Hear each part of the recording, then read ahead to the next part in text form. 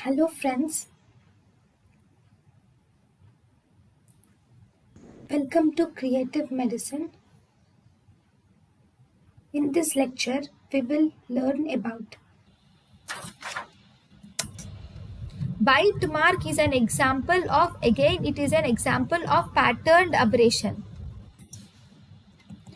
Bite mark is an example of pressure abrasion. In bite mark, a smaller force is exerted for a longer period of time.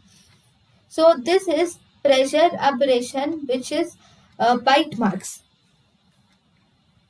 In patterned abrasion, large amount of force is applied for shorter period of time. Thank you and thank you for watching.